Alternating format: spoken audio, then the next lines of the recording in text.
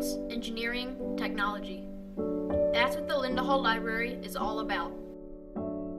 Located in the heart of Kansas City, the Linda Hall Library is one of the largest and best science libraries in the world. The library is named after Linda Hall. She grew up in Virginia around the time of the Civil War. She eventually moved to Kansas City and got married. Her husband, Herbert, did very well in business. He helped to start and run a company that exported grains, like wheat and corn, to other countries. The Halls had a big, beautiful home. It was surrounded by acres of land that they eventually turned into an arboretum with many kinds of trees and other plants. The Halls did not have any children, so as they got older, they thought a lot about what should happen to their property when they passed away. They decided to leave their home, their land, and $6 million to be used to create a library. The Halls did not say what kind of library it would be. After thinking about all the possibilities, the library's first leaders decided that it would be a library about science and technology. The library began building its collection of books, and it opened in 1946. Since then, people from Kansas City and all over the country and the world have used the Linda Hall Library's collections to investigate and learn more about science. I visited the library and talked to its president, Lisa Brower, to find out more. What makes the Linda Hall Library so special?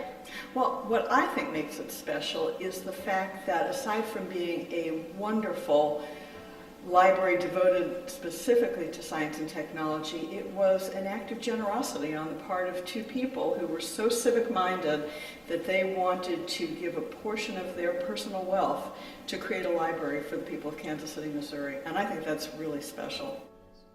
One of my favorite places in the library is the Cosmology Theater. It shows educational presentations about astronomy and space-based Earth science, with lots of spectacular images from space telescopes. The library also has special exhibitions, with a new one starting every few months. When I visited, the special exhibition was about the science of natural disasters, like tornadoes and earthquakes. Many of the library's most precious treasures are in its history of science collection. Some of the books in this collection are 300, 400, or even 500 years old. Benjamin Gross is the library's vice president for research and scholarship. What are some of your favorite books in the collection? That's a really tricky question because we have so many beautiful books here. We have about 10,000 books in the History of Science collection, just the rare book part of the library. And picking one is really, really difficult. We have books by any famous scientist you've probably heard of: Galileo, Newton, Einstein, Copernicus. But we also have books by authors you might not have heard of. One of my favorites, for example, in fact it was the first book that we acquired when I joined the staff of the library, is a book of microscopy by a German natural philosopher named Martin Ledermüller. Martin Frobenius Ledermüller. And it's this beautiful hand-illustrated book teaching people how to use a microscope and look at different things in the world. And if you'd like, I'd be glad to show it to you.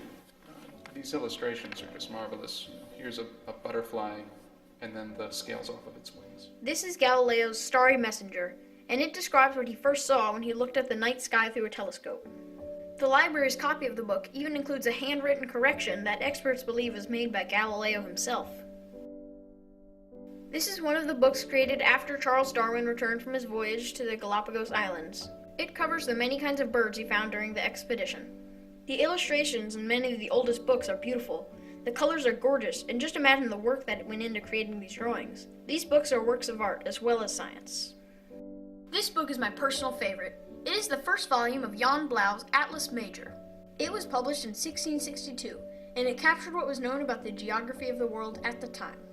This part of the book is about the grand observatory called Uraniborg that was built on an island by the Danish astronomer Tycho Brahe. And it was this beautiful and elaborate space. You can see the gardens out here, and this is the main observatory. What's your favorite thing about working at the library? My favorite thing is that I get to learn something new every day. I don't know a lot about science myself, but every day I learn something more about science, and what I really love is having the opportunity to tell other people who may not know a lot about science either why they need to know about science and technology in today's world. The Linda Hall Library, a place where you can discover a lot about the past, the present, and the future of science.